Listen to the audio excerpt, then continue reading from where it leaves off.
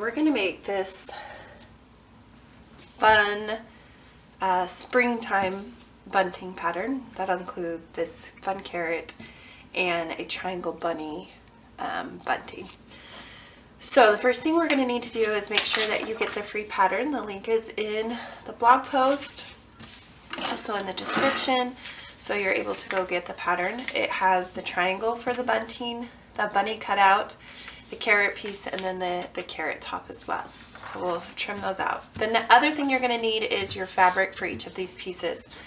I personally used a solid white for my back of my bunting, and then I'm going to use this purple for the bunny, and then I just have orange for the carrot, and then this is actually a piece of green felt for the top of the carrot. It's a little bit easier to work with than trying to cut out and sew this piece. This pattern is actually primarily hand sewing and using heat and bond. So I really like heat and bond. It's an iron-on adhesive. It makes it so the pieces will stay together and also kind of gives them a thicker feel to them, kind of like an interfacing. But it's a great tool to use when you don't want to do a lot of sewing. And like I said, this is a hand sewing project, so you don't even need your sewing machine for this. So the first thing that I did is I actually cut some pieces of my heat and bond, and I just pressed them to the backs of my fabric here. And this is kind of my cheat way of doing this. So I'm going to go ahead and cut out my carrot piece here.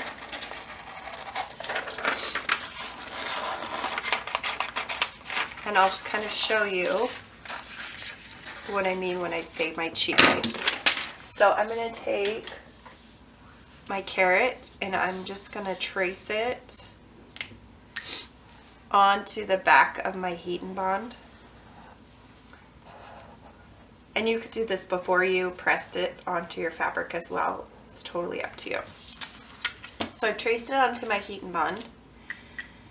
And then I'm going to actually fold my fabric in half. So really I have more heat and bond than I need, but I'm folding it in half. And then I'm going to cut through my carrot here so I get my 2 carrot pieces.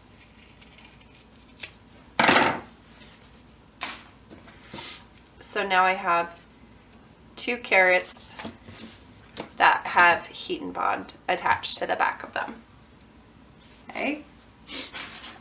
And so all I have to do is pull off this heat and bond, the paper backing of it,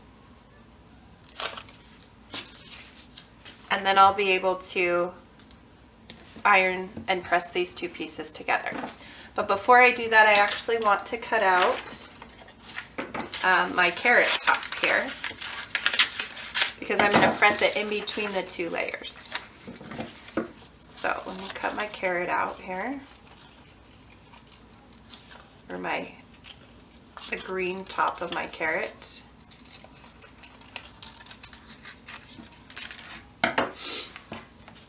And again, I'm just going to use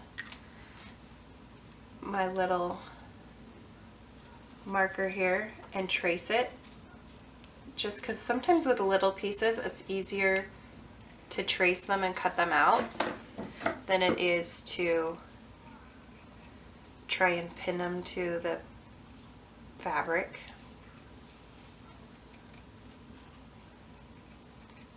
And I'm using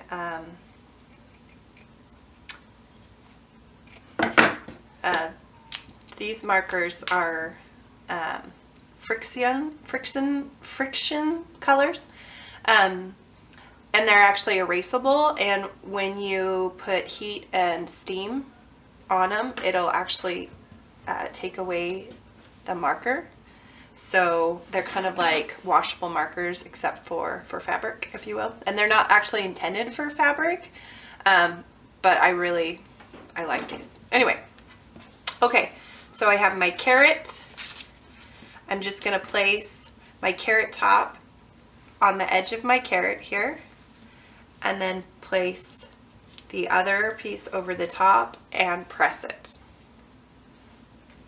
All right, so here's my carrot. You can see everything's pressed together. I've got both sides of my carrot. The top's not coming off. That heat and bond is what helps keep it all together.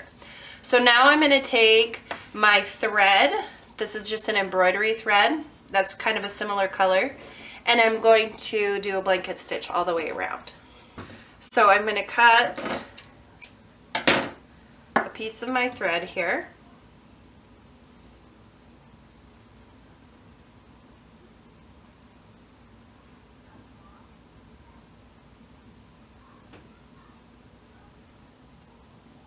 Through my needle.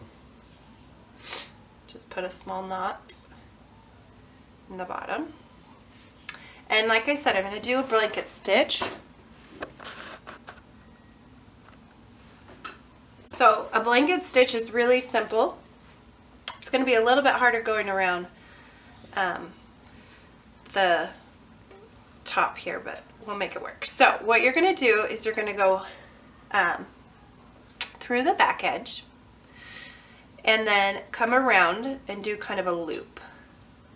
So you're going up, around, and you're going to make a loop. And you can kind of see my loop there. Okay? And you come back through this loop. And that's what kind of makes it go, makes the edge, the thread on the edge here. So you go through the loop that you make. See how I did that? Okay, so you come up through the bottom, create a loop with your thread here. So here's my loop, and then I go through my loop with my needle.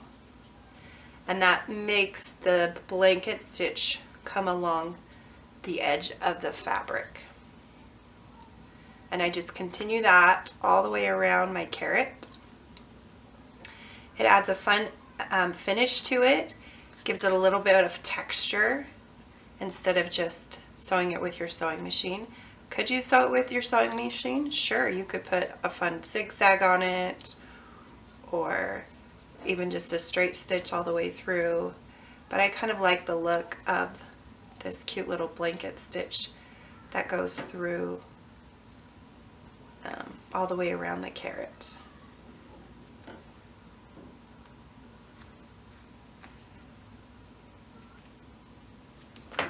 And then when you're done, you're just going to go through one of your loops on the back and come back through and tie it off in a nice knot. That's all you're going to do. Just make a little knot through your back here, pull it tight, and then your carrot's all ready. So there is our cute little carrot. Pretty simple. For our triangle bunting, cut out our triangle here. Cut out our monkey, or our bunny, excuse me.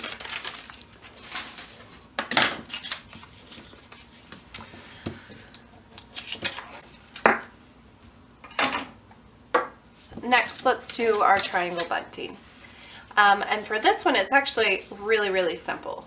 And this, again, is kind of a cheat way to do it. But what I'm going to do is I'm going to draw my triangle onto my material.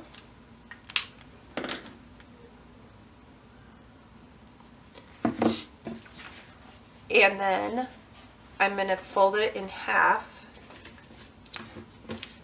and I'm actually going to cut this on the fold. So this is going to be my fold here, and I'm going to cut it, my bunting, in half here. so that my piece looks like this. And then I'll pull off my heat and bond.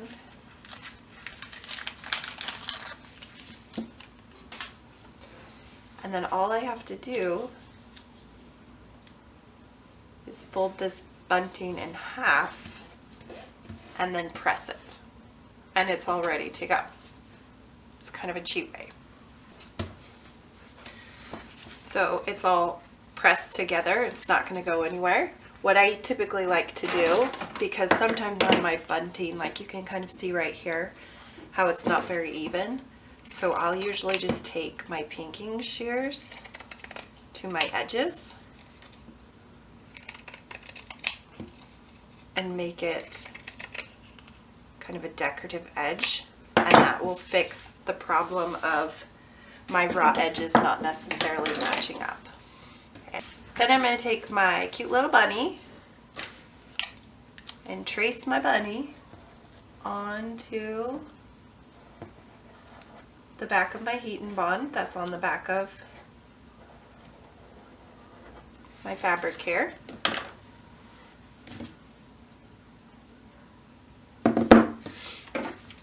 And just trim out my bunny.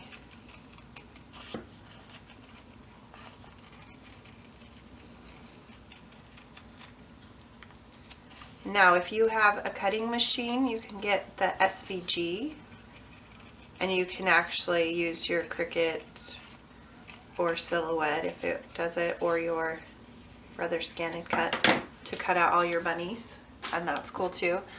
But I'm going to cut out my bunny, pull off my heat and bond here,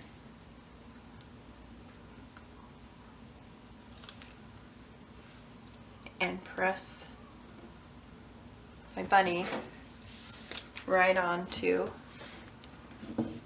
my bunting. There's my bunny, and there's my cute carrot.